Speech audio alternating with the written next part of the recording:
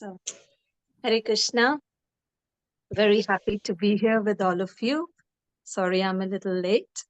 Let's begin by chanting prayers. Namo Om Vishnupadaya Krishna Prishtaya Bhutale Srimate Bhaktivedanta Swaminiti Namine Namaste Saraswati Deve Gaurvani Pracharine Nirvishesh Shunivadi Paschatya Deshatarine Jai Shri Krishna Chaitanya Prabhu Nityananda Shri Advaita Gadadhar Shivasadi Gaur Bhakta Vrinda Hare Krishna, Krishna Krishna, Hare Hare, Hare Ram, Ram Ram, Hare Hare. Okay, so very excited to have you all here and excited to start this project.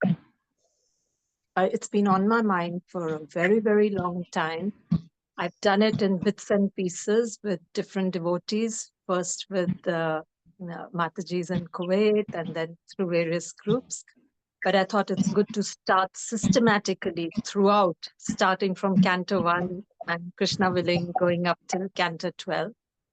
So a little bit of background about why I thought about doing this, why over the years we have been discussing from Srimad-bhagavatam. So initially when I came to Krishna consciousness, I was taught about what are the responsibilities, duties of a woman as given in Shastra, as explained by Srila Prabhupada. And I, of course, tried to apply it in my life. But then as I interacted with the larger body of ISKCON devotees, I noticed that there was a kind of dissension among devotees about what a woman's role should be in ISKCON or as a Vaishnavi. And so there are 2 points of view. One is that some devotees felt that some of the things that Srila Prabhupada says, they accept all his spiritual teachings, but some of the things that he says in a cultural or social context are coming from his own cultural background as a Bengali gentleman growing up in, India in the 1960s and before that. So the Victorian era of having certain values because of that. So they reject that. They say that, yes, we accept everything that Prabhupada says about chanting, sadhana, deity worship, but about how devotees should interact or behave in society, that maybe Prabhupada was a bit outdated and it's not relevant anymore. Now, such things are easier to deal with because, of course, we understand that Prabhupada is not speaking from, he's not an ordinary person and he's not speaking from a material platform. So if somebody puts forth these objections, we are not much affected by it because devotees who have faith on Prabhupada understand that every instruction is valuable. But then there's another set of devotees, which is a bit more dangerous, I would say, a bit, because they have this habit of accepting what Prabhupada is saying.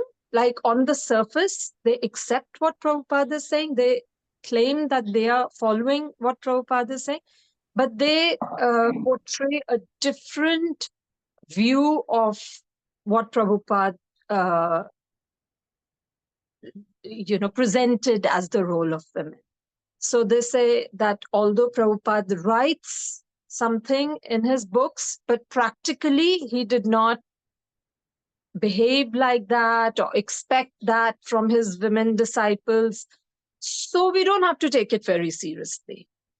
So this is what creates more confusion, because then we don't know what to believe in and how do we resolve that? Because then it's every person has their own opinion on what Prabhupada wanted. So what is the way to go forward? One thing is that, so with this in mind, I started the study of Srimad-bhagavatam. When I was doing Bhakti Shastri and Bhakti Vaibhav, I was very carefully examining what Prabhupada has written in his books, because Prabhupada himself says that that's our manual for the next 10,000 years. What is given in his books? Everybody agrees within ISKCON that that's the topmost praman for us. Prabhupada's books, his purports. So it's like that, his purports, his lectures, and then his letters and conversations. That's how we understand. So if there's a contradiction, we go with what is said in the books. That's why it's very important for us to know what is in the books. And what I realized when I studied Srimad-bhagavatam is that it is consistent. Prabhupada is saying the same thing throughout. It's not that he's saying this is given in Shastra, but in current context, it is like that. Like, he's not putting any doubt whether this is true or that is true. So that's why let us study Prabhupada's books and understand what is the role for women. And what better way to do it than get inspiration from the women who are mentioned in Srimad-bhagavatam. So what we are going to do in this series is that we are going to study the personalities in Srimad-bhagavatam and try to derive valuable lessons which can be applied to us in our life in the current modern context. So for this, we'll start today by discussing verses from Canto 1, Chapter 7, verses 42 to 48. Now, this involves a very wonderful personality, Draupadi. So when we are reading Srimad-bhagavatam, the first woman that we read about is Draupadi. In what context? That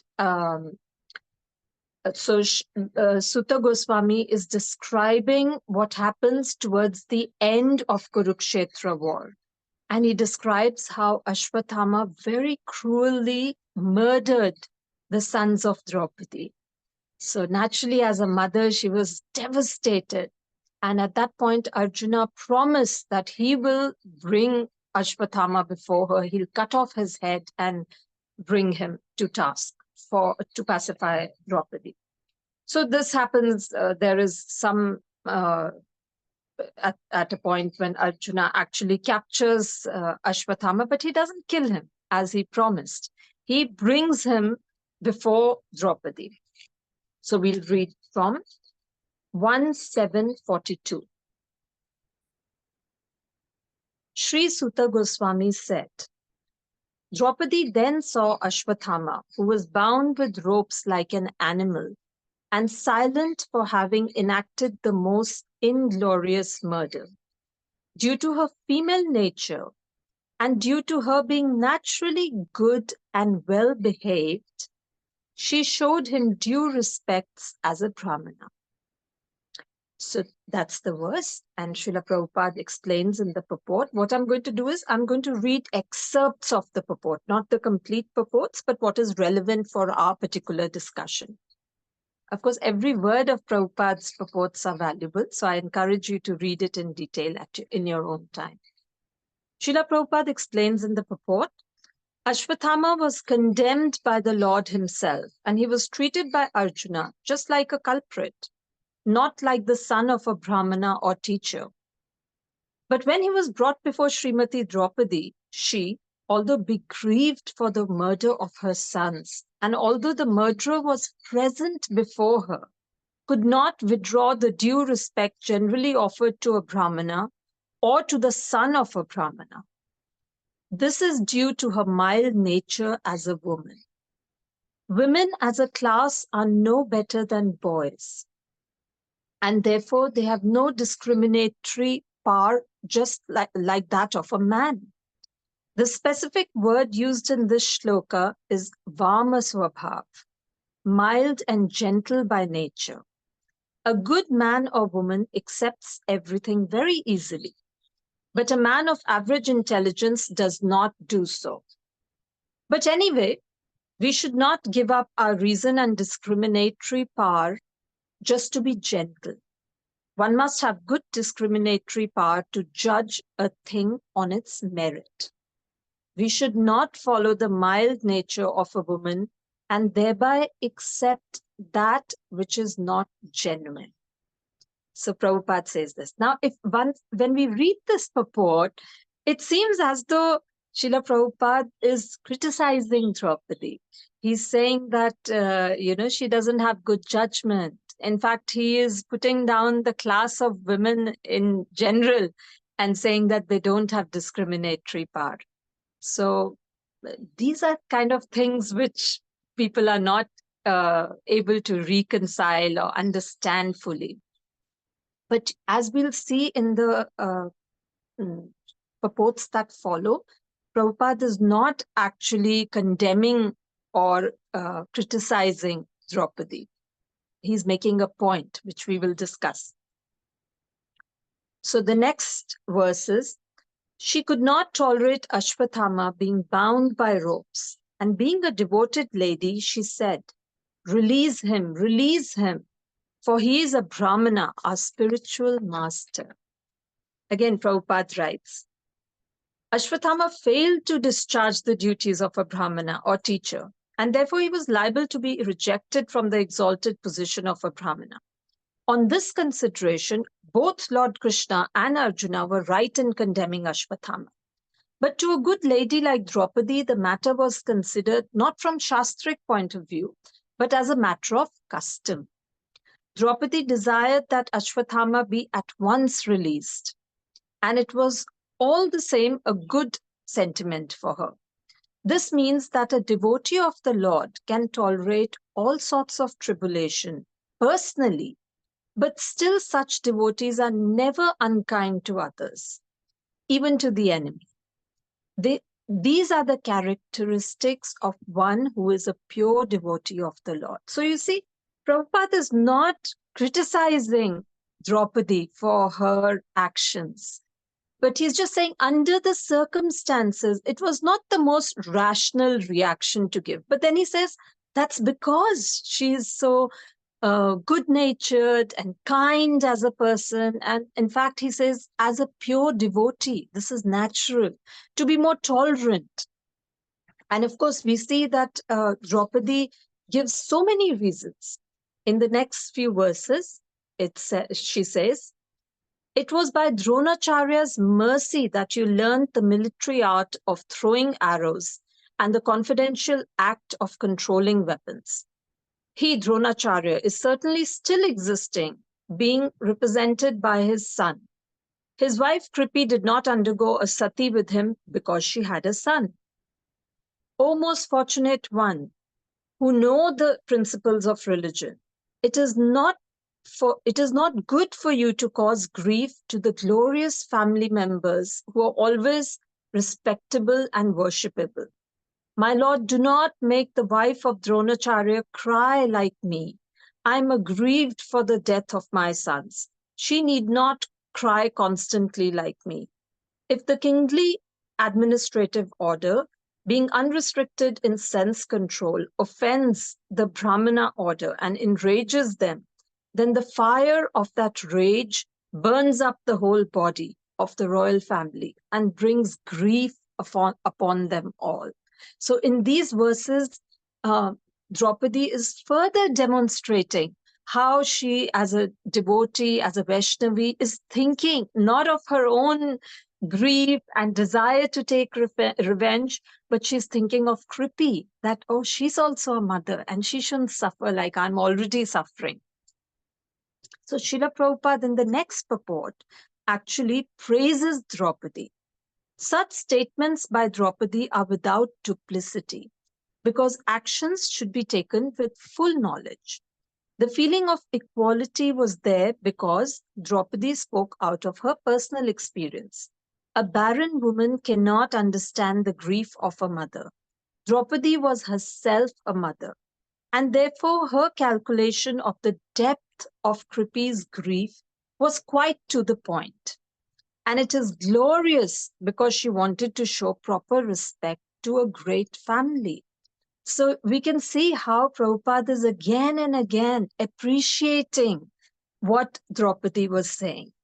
So the tendency is that sometimes we catch on to the one point which appears to us to be, a little negative, but we don't see everything else. We don't see the full context. So in a lecture, Prabhupada further talks about this. This is a lecture recorded in Vrindavan, October 6, 1976. So these are also very, the lectures which are recorded much later after all these books were written. So, and we see that again, consistency. Prabhupada is saying the same thing. He's not altering anything that is, or changing his mind about what he had written in the books.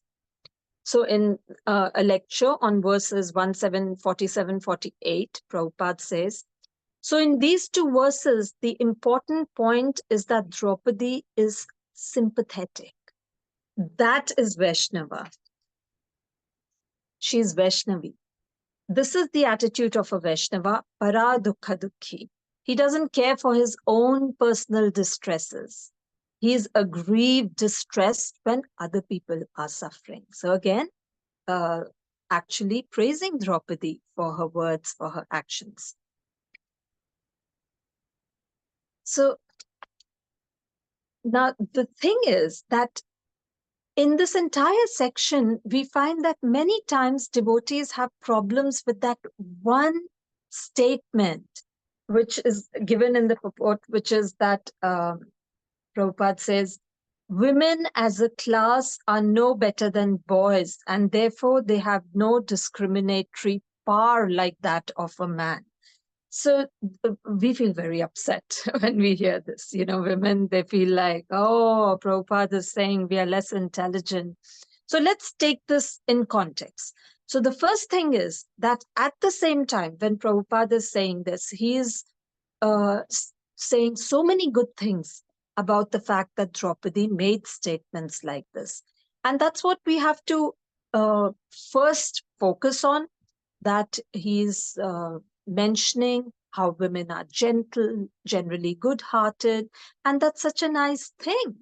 And that's also important, that's required, because that's what makes a woman a woman. Just like if there's a father and mother and they have their own roles. If a child is hurt and he comes running to the mother and says that, I've scraped my knee, and the mother says, oh, she just puts a bandage, and she said, don't worry, it'll be done in a day or two, you won't feel anything. And that's not reassuring for the child. The child wants that the mother should hug and say, oh, you poor thing, and it'll be okay. And then, sit him on the lap, clean the wound softly, distracting the child. And, that's being a woman, being soft and being caring. So that's not a bad thing. And so many incidents like this, that's when a child is small. But when the children grow up, somebody may say something harsh to them, and if they come to the mother or elder sister or someone, a grandmother, and they say, so and so said something, and they say like, oh, that's okay, they're just words, it doesn't matter, just don't be so sentimental. If they just brush off what the other person is feeling, that's not nice. But we find actually women can be, of course, this is generalizing. I'm not saying men cannot be, but in general, the women are more prone to empathizing and sort of pacifying people when emotional support is required. So firstly, this is a good thing. The world is now telling us that it's a sign of weakness if you're very emotional. And of course, we also hear in Shastra that one should not be too emotional. That's one of the lessons we learn. But in itself, it's not a bad thing. And also when we hear things about having less discriminatory power, we automatically feel very defensive because of this whole idea that when men and women are same, there is no difference. And we feel that, oh, we're also as intelligent, and we feel bad if somebody says something opposite to that. But the point being made here is, and this is also a popular thing these days in culture, that first of all, accept who you are. Of course, this is usually said on a bodily platform, that if you're tall, thin, fat, whatever, just accept who you are. And that's good, because once you accept whatever physical makeup you have, you can go on from there and not be in denial or lamentation. So same thing here. Let's think about it as our mental makeup. Okay, let's accept for once the statements of Shastra. What Srila Prabhupada says is no different from Shastra. He's simply telling us what is given in Shastra. That, okay, women have less discriminatory power. They may be a little emotional. And let's use it to our advantage. Let's,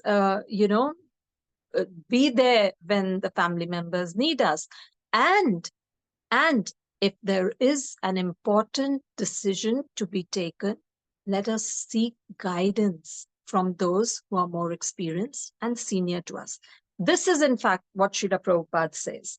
What Prabhupada says in the purport, which has this very disturbing, so-called disturbing statement, is this, that for both men and women, we must have good discriminatory power to judge a thing on its merit. So this is the lesson we learn, that we should not be emotional to the extent that we make the wrong decision.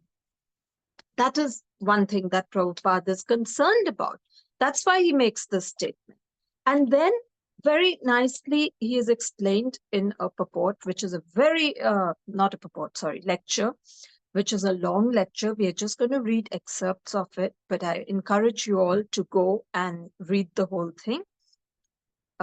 This is again in 76. So obviously, how Prabhupada used to give classes, Bhagavatam classes. So earlier we read on, the earlier one was October 6th. And before that, on October 2nd, he lectured on verses 41 and 42 in Vrindavan, 1976. So in that, Prabhupada says, so this is already explained in the purport that woman's nature is very mild and man's nature very strong. That is difference.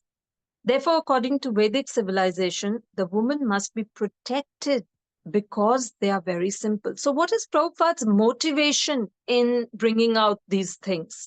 So one of the things he said was that this is so that we are aware that we have to use proper judgment. That was one. And in this purport, in this lecture, he's going to explain more things related to that. That they're simple. That's what he's saying. They can be led to goodness also very easily, and they can be polluted also very easily. By nature, they are very simple. Their heart is very soft. Just like children, their heart is very soft, but their intelligence not very sharp. They require guidance. They must be protected. So this is Prabhupada's reason for bringing it out. I mean, he's a sannyasi. He has nothing to do with women or grihasthas. It makes no difference to him. He's not going to gain anything by criticizing them or praising them, right? Everything that Prabhupada says has a reason behind it. It has a lesson, an instruction. And this is the lesson, that women need guidance. Sometimes we receive complaint in foreign countries. They say that you keep your women like slaves. I replied, we do not keep our women as slaves. They are very respectful at home. The sons offer their highest respect to the mother. The husband gives the topmost protection to the wife. And here Prabhupada gives the example of Lord Ram, how he immediately took it upon himself to rescue his wife Sita. So modern civilization is not strictly following the Vedic injunction. Therefore, especially I have seen in the Western countries, there is no home practically. There is no homely happiness because women are allowed to mix freely and there is no protection. They are not married. There is no husband. The father also does not take care. As soon as the girl becomes 15, 16 years, she goes away. Therefore, I have practically seen there is no home, there is no peace in the Western countries. These are important things that soft-hearted women, Vama Svabha, they should be given protection. They should be trained up how to become faithful wife, affectionate mother. Then the home will be very happy. So this is Prabhupada's reason why he's mentioning that women are soft-hearted, women are soft-hearted, because he's inspiring the men that you need to give them protection. And with then the home will be very happy. And without happiness, we cannot make any spiritual progress. We must be peaceful. That is the preliminary condition. So this is what Prabhupada is saying. Why he is mentioning throughout this lecture, he keeps repeating Vama Swabhav, soft-hearted, because he is appealing to the men that they should give proper protection to the women. And on what is the responsibility for the women? That they should accept this protection. That also we find it so hard because we have become so bold and independent that it's very hard to sort of be dependent on someone else. So this is Prabhupada's motivation in making these statements. We should not misunderstand. We should not buy into the propaganda, the negative things that we may come across on the internet about Prabhupada or about his disciples who promote this idea that, oh, they just want to, they don't encourage women enough, or they just inherently don't like women. They hate women. So we hear these kind of really odd statements coming from statements like this. So we are attempting to study Srimad-bhagavatam, understand every statement properly, understand how it is related to us in female bodies. So I encourage all the Vaishnavis to take these 2 lessons to heart, that we may have less discriminatory power, which means we should take guidance. And second, that we should accept protection if it is offered, and be open to the idea that guidance is required. This is the first reason. And the second thing was that we should be satisfied in the fact, we should not artificially try to suppress our emotional side. Because these days it's very, very popular to be kind of indifferent, cold. When you go to the workplace, you're supposed to get ahead, which means you may betray certain people. When you're studying, then also sometimes we are so much trying to get ahead of the competition that in general, not just men, but women are also becoming a little hard-hearted. So the second lesson is that women are by nature soft-hearted, emotional. We should not try to suppress that. We should utilize it in our life to give support to the people around us, and make our family life or our society, association of devotees happier. Hare Krishna. We are going to pause here. Thank you for your patient listening. There was a lot of reading, but I hope that's what we are going to do, because this is study of Srimad-bhagavatam. Ridu Mataji, are you there? Yes, Mataji. Hare Krishna. Okay. Hare Krishna. So I have muted everybody. So whoever will raise hand, I will unmute that particular Mataji. Yes, let's do it like that. Matajis, if you have any question, any comments, because you all are very sincere practicing devotees, and I would be very happy to hear what you have to say. Yeah, Shubhangi Mataji. Hare Krishna Mataji, Dandat Pranam. Sorry, I'm sorry that I attend your class so late. But you said that women, we should suppress our emotions. In which sense you have discussed this No, no, no. matter, Mataji? No. I'm saying we should not suppress our emotions, because sometimes we think that we should not be very emotional. So we have to keep that balance, that we should not be so emotional that we make the wrong decisions. So if there's a proper decision to be made, we should take guidance from our seniors.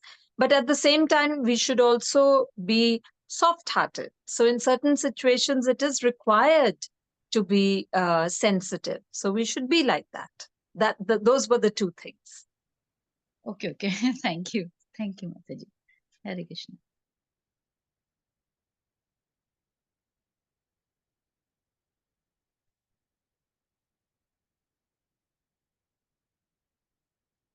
Snehavati Mataji. Hare Krishna Mataji, am I Hare audible? Krishna. Yes, you are audible. Sorry, there is a little kirtan is going on, so I hope it is not disturbing. Is it okay? It's or not disturbing. It's wonderful. Okay. So Mataji, I have one question. Like when I read Prabhupada's books and I got to know about what Prabhupada was saying about Mataji.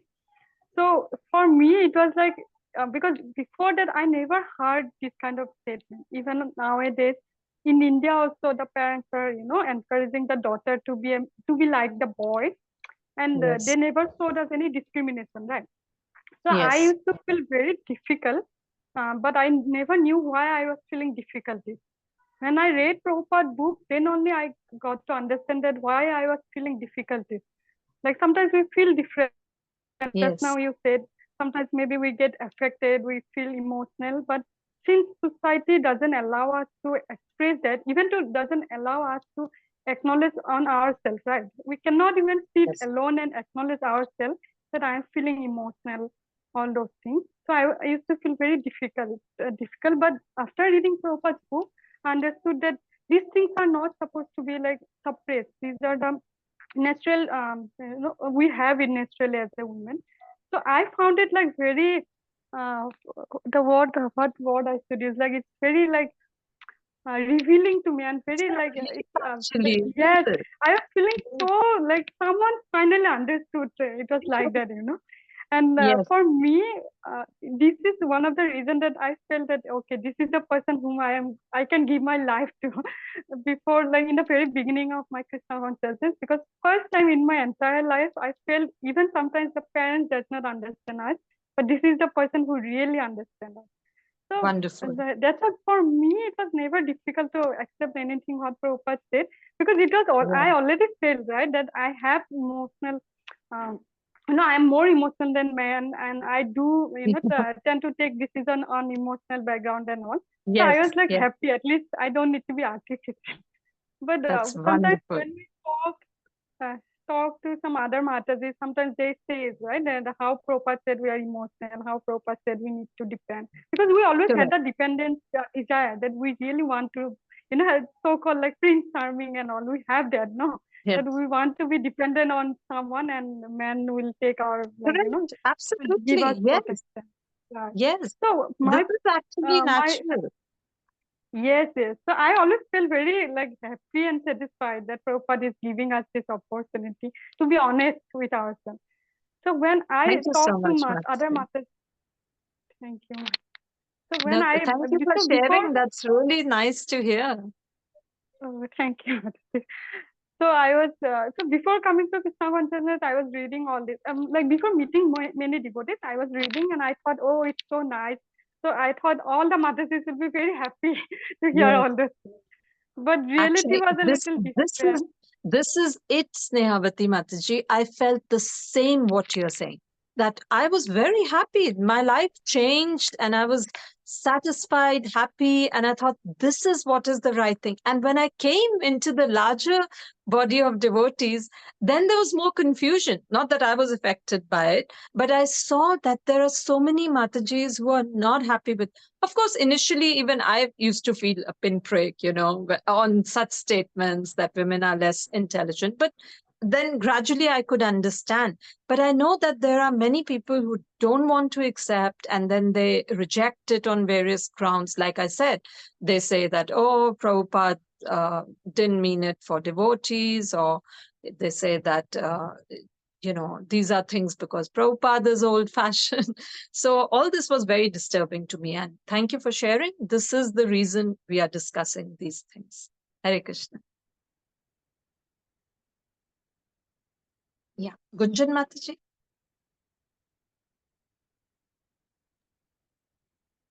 Hare Krishna, Mataji, Dandavat Pranam.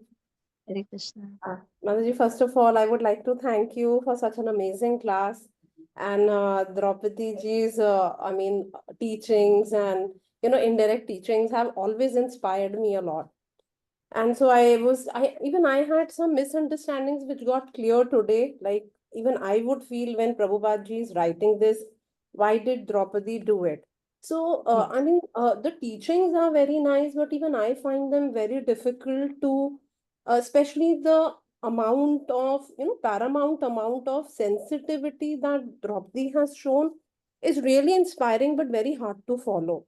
I can only connect with the way, like, she had so much faith in Krishna. So that's the only teaching which I can absorb. Although I, understand that what she has told, what what should I say? The teachings she's trying to impart are of paramount importance, but hard to, hard for all of us, especially for a person like me to follow. So my question today is, like you said, based on Draupadi Maharani's teaching, that one should be, at least a lady should be sensitive. Mother should be sensitive. So I have three questions, Mataji, like three scenarios. How can we as women be sensitive considering the past conditioning that we had coming from our parents, especially if we were in armed forces background where our parents, especially my parents, were very strict, and they actually made us very strong by, giving live examples and all. So one is that. Second is, like, when we are, many of us may be working, I am working in a very competitive city. So being sensitive does not come, although I understand, it's very important, but it does not come naturally when we see things happening around us. And my third point is one's basic nature also, Mataji. I mean, so, like, how do we imbibe that? I know, because I have been reading a lot about Draupadi Maharani, but then I find it very difficult to imbibe in myself. Sure. So these are all very important points, Mataji. And all this, it is said in Bhagavatam, this is the reason we discuss the character of these wonderful devotees, because gradually, we will get some influence. The more we discuss, it will affect us. Like all these devotees, Prahlad Maharaj, being threatened time and again, his life is threatened and he's peaceful. So we think like, it's impossible. We can never be like that. But then we are not in that situation. So at least in our situation, we can try to be a little more tolerant. So Draupadi, her kids were, her children were murdered and she's being so compassionate. So of course, we are not in that situation.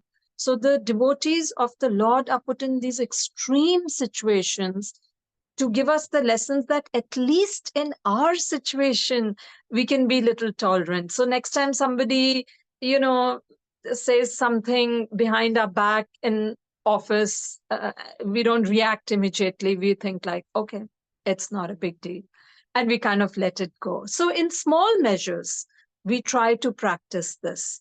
So we should not think that, oh, they're so exalted, we can never come to that level. Of course, they are very exalted, but we understand that comes from their devotional practice.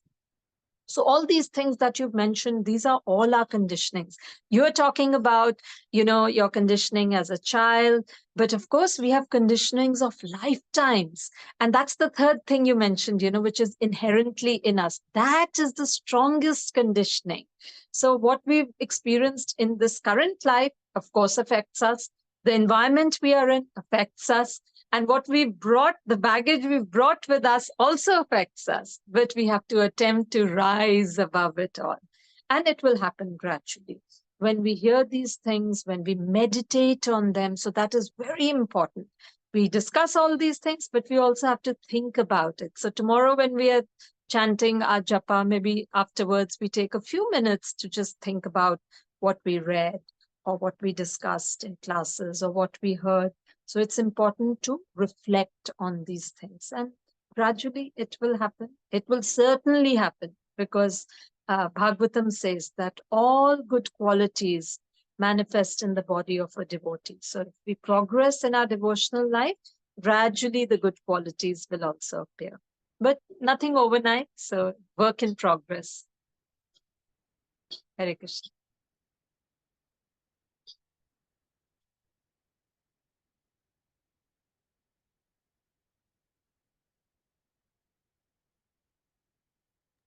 Hare Krishna Mataji, please have my humble obeisances. Hare Thank you Krishna. so much. Thank you so much for the session.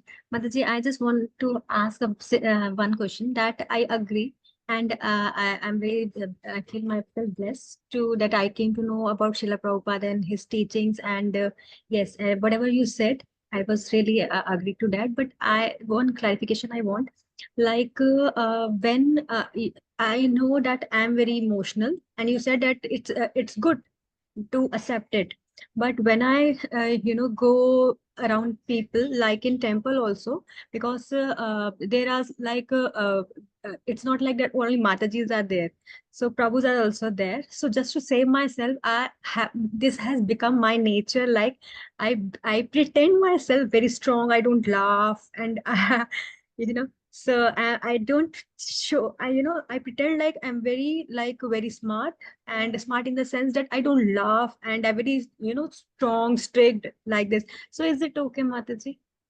Yeah, it's absolutely okay. Actually, that is recommended for a lady when she is in public. She has a very different demeanor. She doesn't show her real uh, character in front of everybody. She's aloof. And I think Jedwit Maharaj gave this example of like a princess, not everybody can approach the princess. So, not that we should think of ourselves very highly, but the point is that it is good to keep aloof from general public, because that's the behavior of a Vaishnavi. So not to be harsh, but we keep our dealings little business-like with other people, which I'm talking about, like strangers, visitors who come to the temple. Not to be cold. If somebody asks very politely, you can answer them if they want to know, what are the temple timings or something. But in general, we don't go and approach and talk to everybody. But in the house or amongst our circle of friends and family, we can be very affectionate. And of course, amongst devotees also, I'm saying. But in public, a woman is more closed. She's not that open about herself in terms of talking or behaving. That is considered a civilized way of conducting yourself. So that's perfectly all right. That doesn't mean that you're being unnecessarily egoistic or anything. That's all right. But of course, we are polite. It's not that one should be cold, behave in a polite way, but not mixing too much. That's the point. Not mixing too much, particularly with men. Yeah, just to say from this point, so I do like this. One more point, Mataji. Please tell me that have I understood right or what? That it is really okay to understand my nature. Yes, I'm emotional. Yes, I have like my heart. I'm not so strong, and my heart is a little bit soft. So it is okay to accept it and be like it. This is Yes, really of okay. course. Absolutely. It's perfectly okay. But again, we balance it out that this also means that uh, your emotions may cloud your judgment. I'll give you an example. An example I can never forget in my life. So there would be about 6 or 7 years ago, my younger daughter, she must be about 8 or 9. She was coming back from school on a cycle. She fell down and got very badly hurt. She broke her tooth and she was bleeding. We had to put stitches.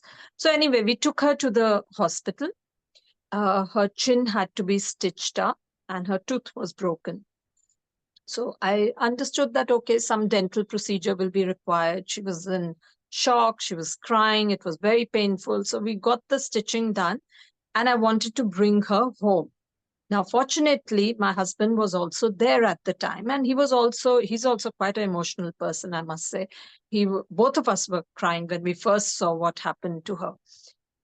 But then when I was about to leave the hospital, he said, let's meet the dentist. And I said, her tooth is broken. So obviously it will take a long time. That can be done later. Let the injury heal. But he said, no, let's just see him. He's here. So let's just see him. So we went, and Prabhu noticed that she couldn't open her mouth very well. And I said, obviously, because she's hurt so badly.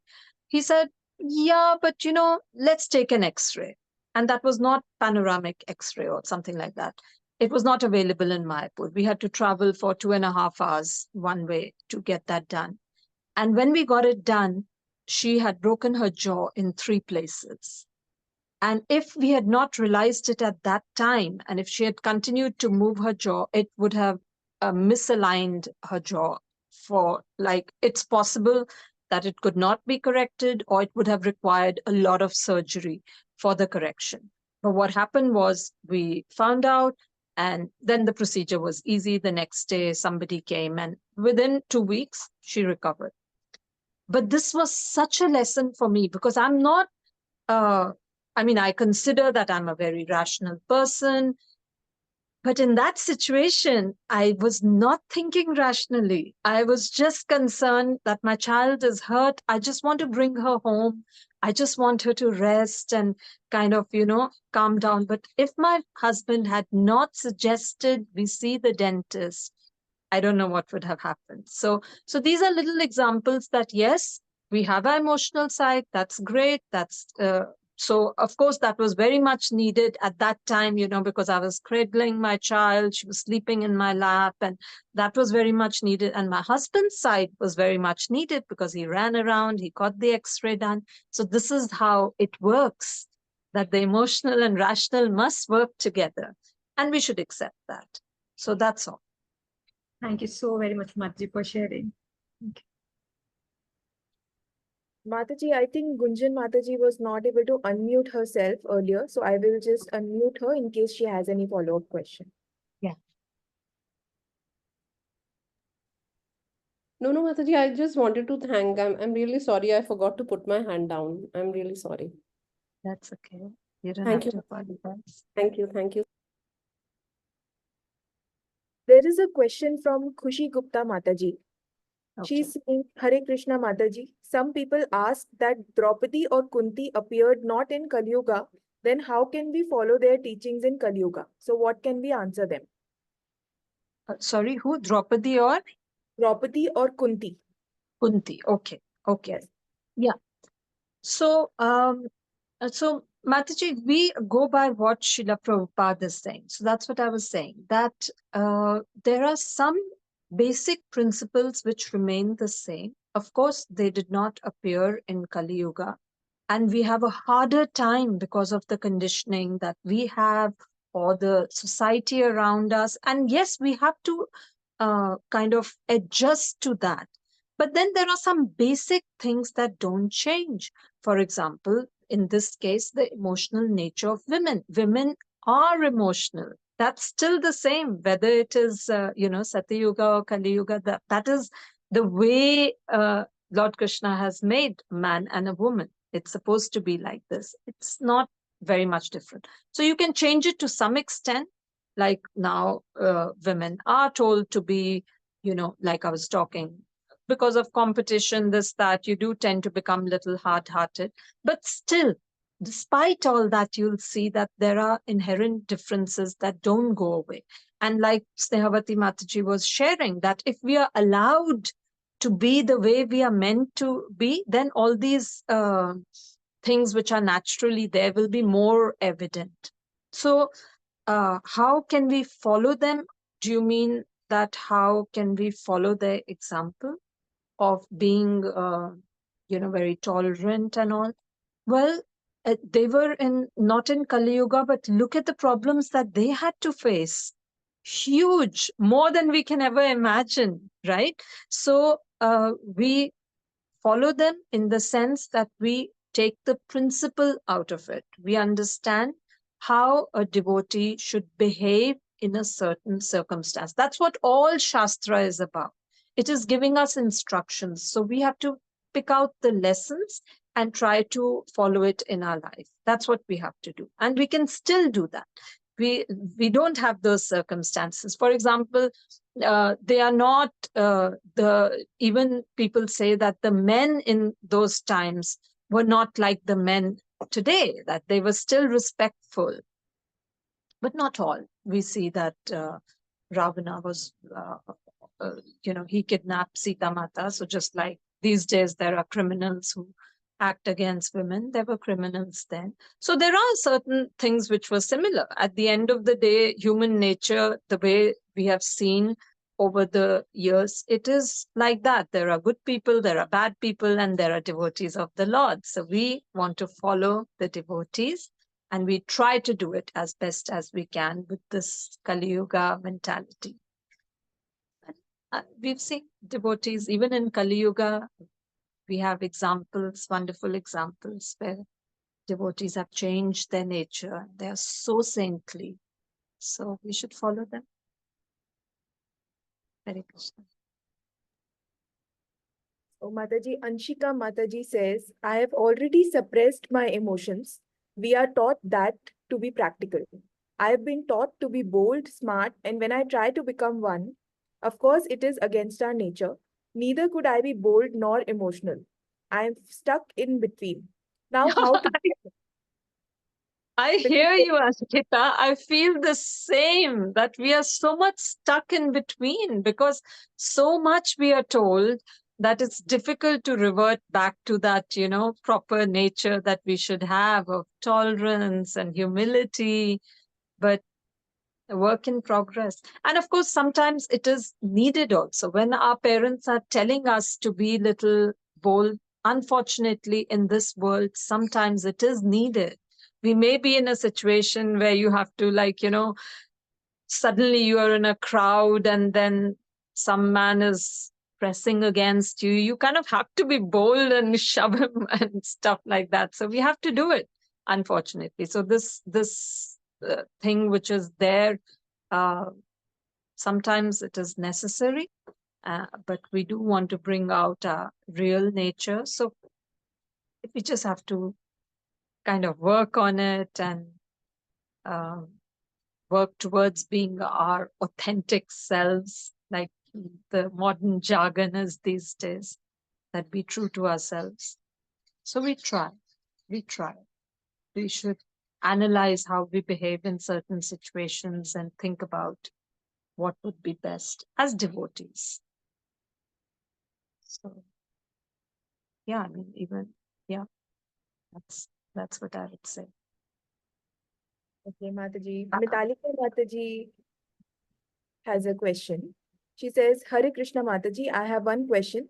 Recently, I was reading a news article. It was related to Nirbhaya rape case, which was very horrifying case in our country's history. And after reading that, I was asking, why didn't Krishna help that girl? Why he let this happen? I was unable to get right person to ask this question. I hope you are the one. Oh my God, it's so sad. But Mitalika, there are so many horrifying things that happen every day. You're talking about this one girl. There is war going on, right? So there is war between Russia, Ukraine, between Israel, Gaza, and who is getting affected? Many times civilians, many times children. We know what happened under Hitler, like millions of people just killed, women, men, women, children, in horrible ways. So what you're asking essentially is, why is there suffering in the world, right? This is a very important question.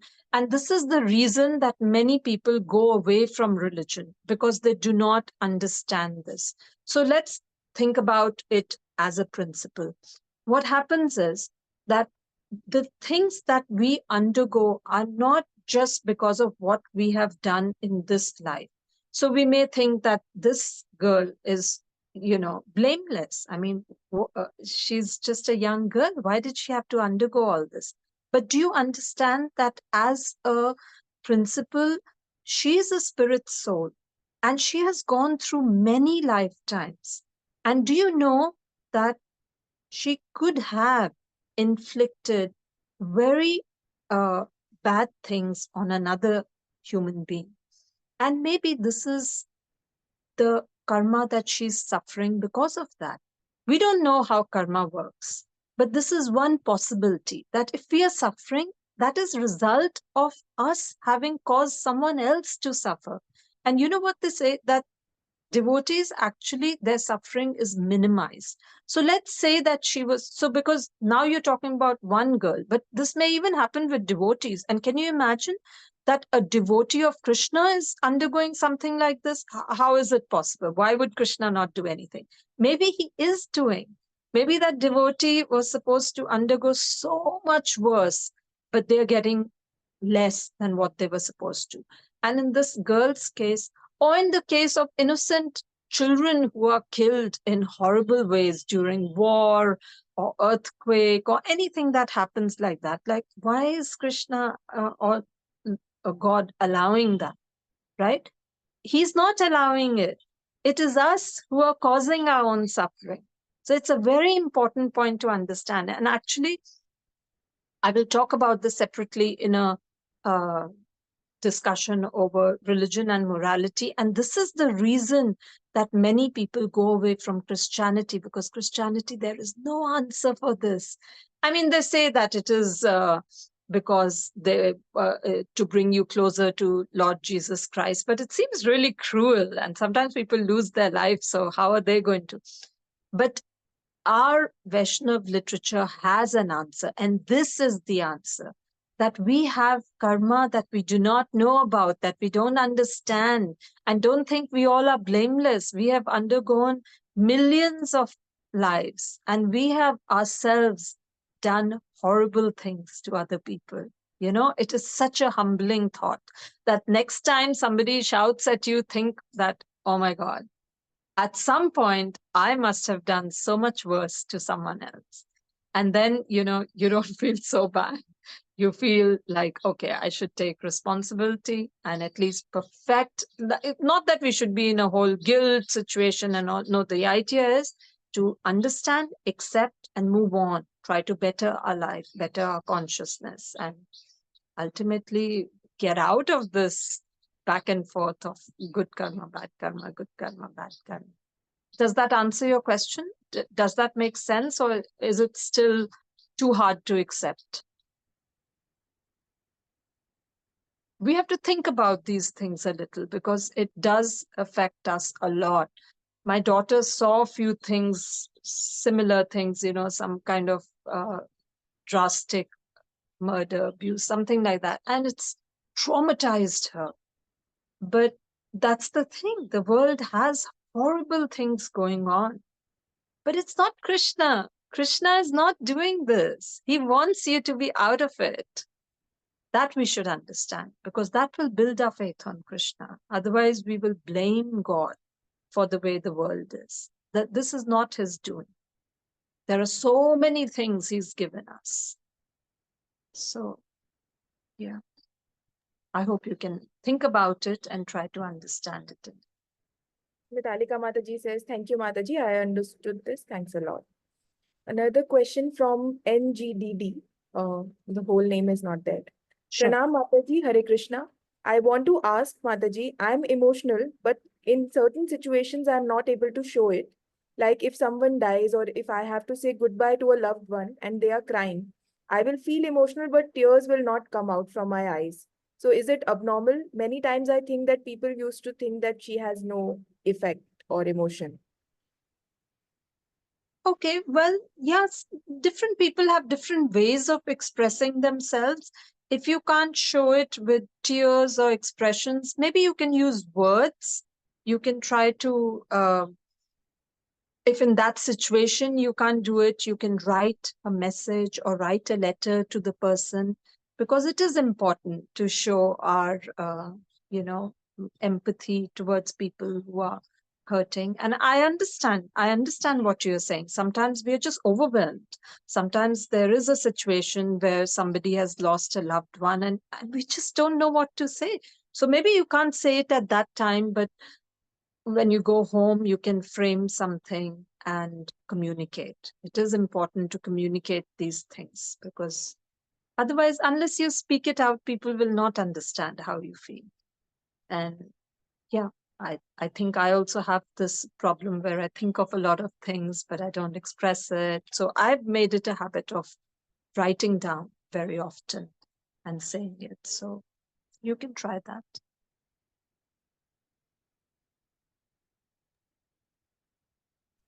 This was Nitigata Devidasi Mataji, and she says, thank you so much. Another question from Malti Basnat Mataji. She says, Hare Krishna Mataji. Mataji, should women tolerate even in cases of domestic violence by her husband? She is actually not protected here and suppressed. Yeah, of course, they should not tolerate. I mean, domestic violence is never acceptable, never.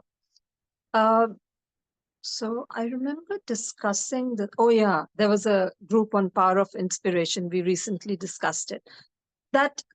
Okay, so of course, the short answer is no, they should not accept. The next question comes up, then what should they do?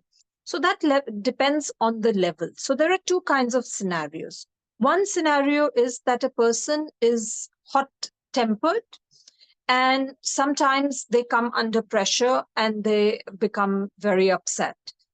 But these are occasional things, and maybe because the situation heats up, the husband is tired and he's upset, and the wife says something, and he kind of just, wants to end it, and he just maybe pushes her, or he's very suddenly he goes out of the room and he may have hit her during that time.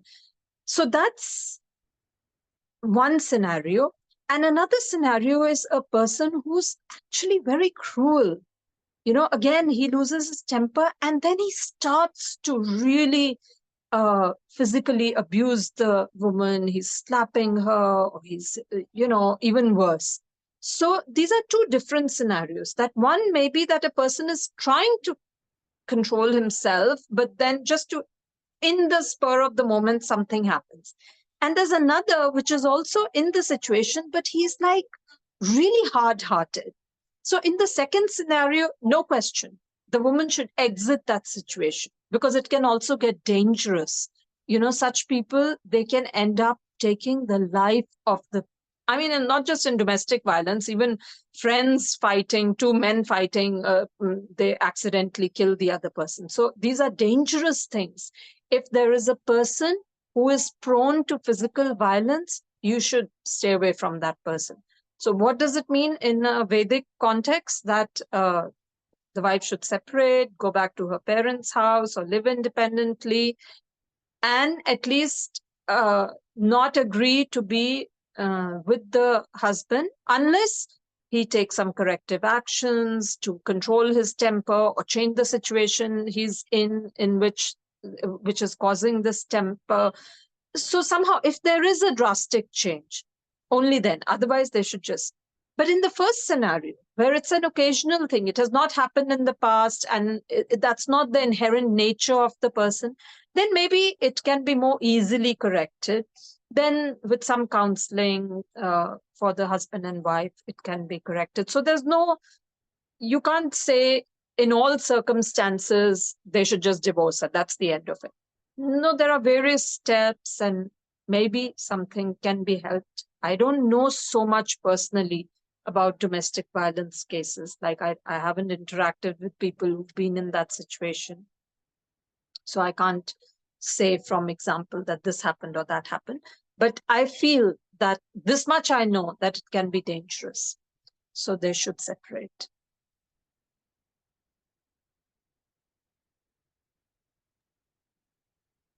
There's a question from Vidya Mataji.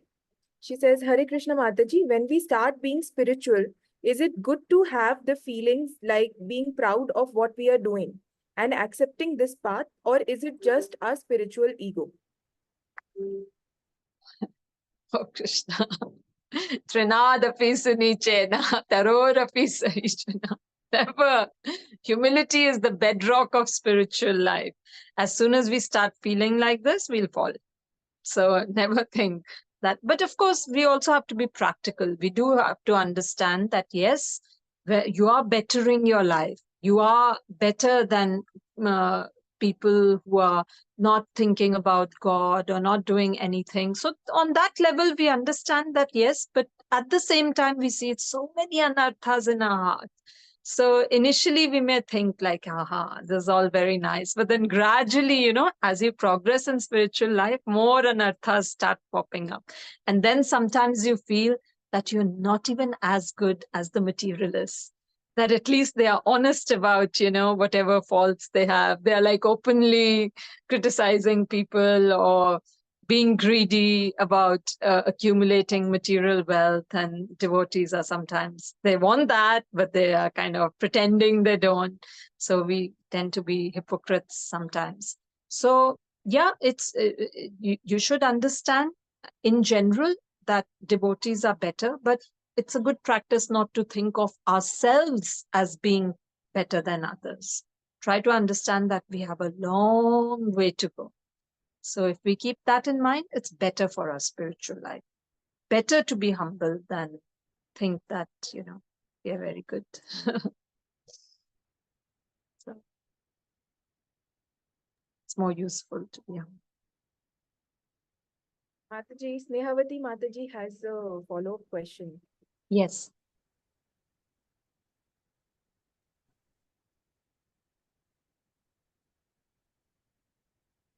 Bolo Snehavati. Hare Krishna. Okay. Am I audible, Mother? Yes. So, Motherji, my question was that some of us feels like whatever Prabhupada said it is like correct. So we felt very good. So, but because sometimes we also hear, right? I heard in one of your class, like when we use when Prabhupada said that women are generally less intelligent, you also mentioned the words as generally. So there may be some exception also. So similarly, sometimes when I interact with other girls and they say, right, sometimes they said, oh, whatever Prabhupada said about me, it's not correct. I don't feel the same way. Like I am not emotional. I don't need the protection of the man and all other things, whatever Prabhupada said. So I always used to think, like I had a doubt, like whether that other girl, when she's saying that Prabhupada, whatever Prabhupada said is not correct in her case. So my doubt is whether the girl is lying to herself or she's really the exception. If she's the exception, the number of exceptions should be less, right? But majority of the women nowadays are feeling like Prabhupada is wrong. So how to see it? Like whether all of these women, they're lying to themselves that Prabhupada is saying something, I feel that it's true, but they don't want to accept it. Is it that they're lying or how to see it? I feel very confused about that, Yeah, like whether I they're understand. lying or yes. And another question is can I finish the question? So sometimes also I have seen some women when they feel like they have the Shraddha for Prabhupada, so they feel like since Prabhupada is saying this, so it must be correct. So they do try to follow the instruction. After trying to follow the instruction, they say that I tried, but it didn't work for me. I was like instead of being happy and content with that, I felt being in following the women's Sri Dharma basically. They said that I am not feeling confident or I am not feeling satisfied. So they go back to the normal whatever scenario that is giving. So in those cases, how to what to say to those women also. Okay, very good question, Snehavati. Yeah, I agree with you that it seems that majority of women, they don't feel that they are less intelligent. They don't feel very emotional. Of course, it has a lot to do with our conditioning. It's also to do with what our understanding of being intelligent is. Sometimes we have a flawed understanding. We think that if we've got good grades, we are also going to college, we are working, we are the same as men. So that's not what Shastra says about intelligence. It's more about accepting spiritual life, being renounced. So that's one thing, that maybe they don't understand what is being said in Shastra. Therefore, they think that they are different from what is being described. That is one. And secondly, maybe the conditioning is very strong, that it's not allowing them to accept, or there is fear around it. There's a great fear that if we become dependent or gentle, then people will mistreat us. So sometimes that does not allow us to be happy in that position of dependency. And sometimes we are also taken for granted. So it's not that, uh, you want to follow Sri Dharma and magically everything will become all right. You're right that some people try it and then it doesn't work for them. But it depends on what you mean by doesn't work for them. Have they for like decades followed their Dharma and still found that they are unhappy? Because it takes time. It takes time to see the fruits of following Dharma. And also, it may not be that immediately things around us become happy. According to Vedic Shastra, we follow Dharma for the sake of following Dharma, not that we are expecting something in return. So maybe the attitude is a bit incorrect here, that we expect that, now that I'm following all the rules and regulations, everything will become happy in my life. If it's not, then I reject these rules and regulations. So that's not what our attitude should be like. We understand this is my duty, I'm going to do it. If people appreciate this, that is my good fortune. If they don't, well, Krishna is seeing what I'm doing, and I will get the benefit of it. The piety that I get from that will help me in my spiritual practice. So yeah, this is what I would say, that firstly, women do not really understand what their role is fully. So they, or what their nature is, and they feel that they are different. A lot of people think that they are different. But in practical situations, you'll find that they're not different. The same women who say that, yeah, I'm not emotional and this and that, sometimes they get entangled with really the wrong kind of men, because they say, I love you and this and that, and they may not be very nice, but at that time, they're not thinking from their head because they are emotional, and they get swept up in things like that. So often we see, I was in an engineering college, right? So you would expect that women are very rational, intelligent, but so many of them were in totally unsuitable relationships. So anyway, this shows that women do tend to be emotional. And one is that. And the second question that you asked, that they followed it and they were not happy. One is that you need to follow it consistently to see the results. And second is that is anyway not the goal of following our dharma. It's not that we will immediately get material happiness. Sometimes it doesn't happen. So that's all right. We should be mentally prepared for that. This is the material world, not a bed of roses. Does that make sense?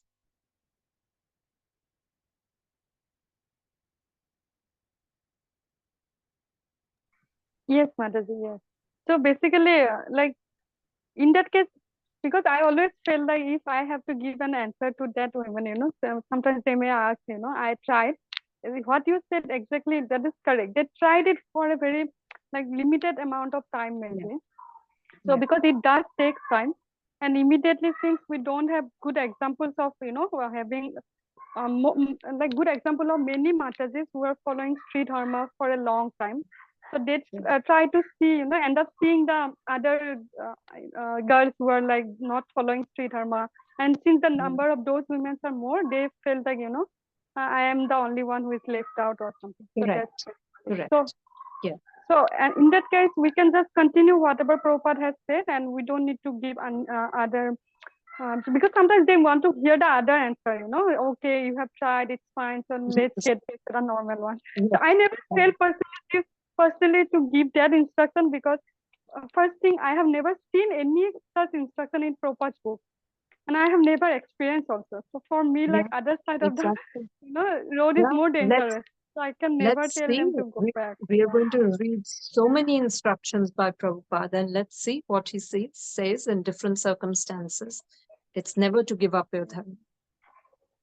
So all we can say to those women that maybe you have to give a little more time or something like that, or maybe here to those Mataji's lectures Yeah, who are and following. just that Have we patience. have to follow our dharma. That's it. It Yes, is going to yes. help us in our spiritual practice. That's what we should understand.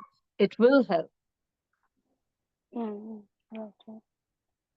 Okay. Thank you, Mataji. It's very different for a devotee, for a Vaishnavi. It's very different. The whole circumstances. If you say the same thing to a woman who just wants to enjoy, have a good life, it will not make sense at all. But we follow our Right. dharma because this is our nature. And like Prabhupada said, that it will make you peaceful. And being peaceful is the preliminary condition for spiritual life. So it only makes sense for Vaishnavis. Right. Yes. Yes. Thank you. Hare Krishna. Hare Krishna. Thank you.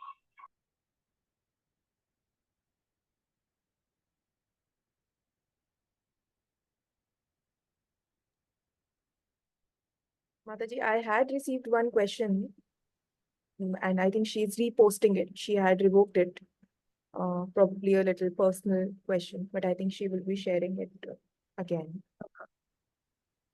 Yeah, another thing is if any of you share questions that, because I do put a recording of this class on the internet, if any of you want to share and discuss, because this is a small group, but if there's something that you don't want put on the internet, please, you can message me. I can delete it from the recording. And so don't hesitate. That's why we have kept, this is a nice small group that we can discuss our concerns or concerns of devotees that we are close to, and it's just amongst us. So, Mataji, I got a gist of the question that she shared earlier. So I will try and share the question. And Sure. so basically, she mentioned that there's somebody that she knows who's been abused by her father and probably mistreated by the family, and she doesn't trust the family, or probably the family doesn't trust, and she's not agreeing for marriage, and now she follows ISKCON. And so is this in alignment with Prabhupada's teachings, because she is not able to go ahead with the decision of getting married, but she's following ISKCON and there are some problems at home? Well, one of the teachings of Prabhupada is that women should get married. That's one of the first things he did with disciples when he came to the West, because they were living in an unregulated manner. Please give me a moment. I'm just going to put the light on.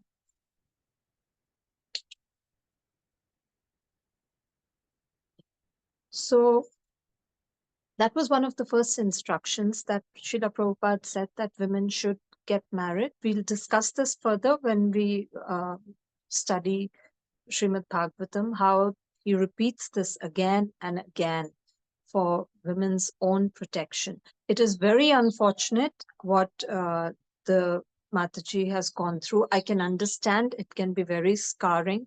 I know of many devotee women who are reluctant to get married because they've had such bad experiences with men that they can't put their trust in anyone. But still, we pray that someone nice, mature, they get an opportunity to meet someone like that who will take them under his protection, because it can be a wonderful thing. It can be so nice if you get someone who is taking care of you, who's guiding you spiritually. And why not? There are qualified prabhus in our movement, or people who are attempting to follow Prabhupada and better their life. So that is a very nice thing. It's such a good thing for a woman to have that. And then a very, very important aspect of a woman's life to become a mother. So it's so nice. Even if you have a average relationship with your husband, your relationship with your children will always be beautiful and gratifying and very sweet. So I would encourage most young women that they should get married. There's a proper time to get married. It is needed in life. All said and done, I mean, especially the way the world is now, one does need protection. It's very hard to live on your own. So better to do it earlier rather than realizing this later in life. So I would only encourage that person, or if it's an acquaintance, please encourage them to be open-minded, to get some senior devotees to arrange a match and be open to adjusting. I know so many Matajis who came from a disturbed background and they were that much more determined that in their own grihastha jivan they'll make a success of it. I know one Mataji who came from a family where her father was abusive towards her mother. And of course, she also realized how her mother was always agitating the father. That was one situation. But when she got married, she was so careful about how she should be very proper as a wife and a mother. And of course, fortunately, she also got a wonderful devotee husband. So we hope that the person gets a nice husband, and which is a very good solution. And it's a possibility. Why not? There are qualified devotees. So we would recommend that she's open-minded about the prospect of getting married.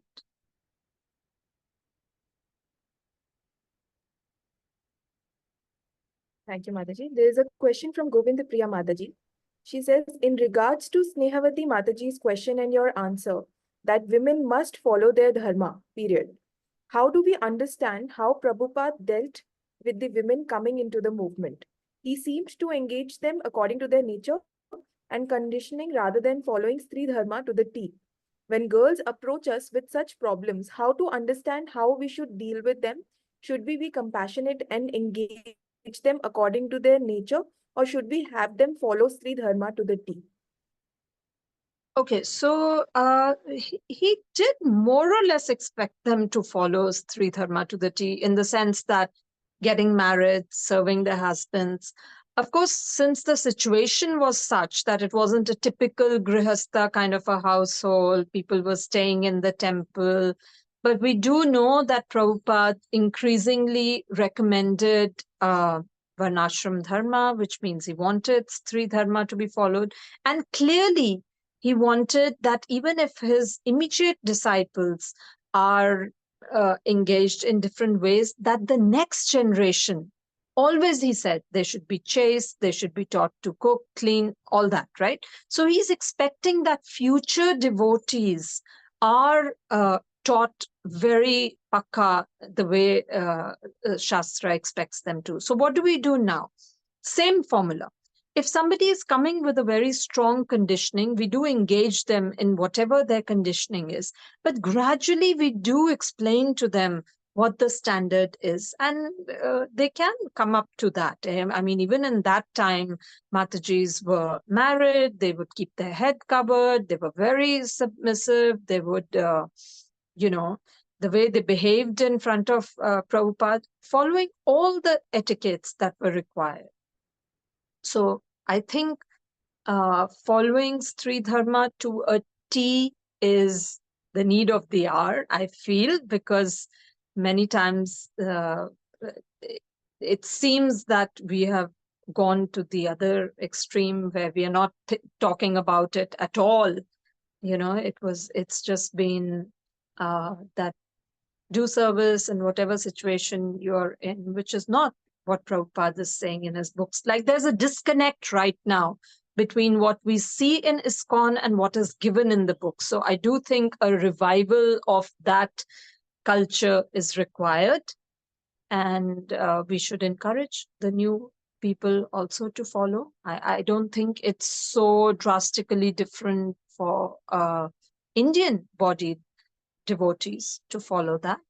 And for Westerners also, we see amazing examples of Western Matajis who have completely transformed, where they don't even have examples of people who are following things like this, but they have transformed their lives. So why not us? We can do it. And I think it's required. And it doesn't have to be one or the other. That's another thing where we feel that either you do services in ISKCON or you follow Sri Dharma. It has to be together. Whatever your desire is, or whatever you're good at, what your qualifications are, it can be dovetailed along with Sri Dharma. So if you're a very dynamic speaker, then yeah, go ahead, preach, do it amongst women and children. Or if you are, I don't know, what are the other things? Yeah, if you're very good as a counselor or lawyer or whatever your qualification is, you can very well, maintaining your etiquette of not being frivolous towards other men, you can go on and serve in that capacity. You can join the ISKCON Law Department or the DT Worship Department or TOBP and serve, but just, maintain the etiquettes. That's all. It can go hand in hand. It doesn't have to be one or the other. Yeah, Govinda Priya, does that make sense?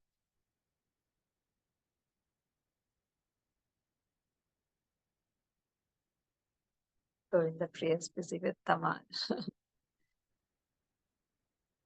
I think these Okay, are all the so questions, Mataji. yeah.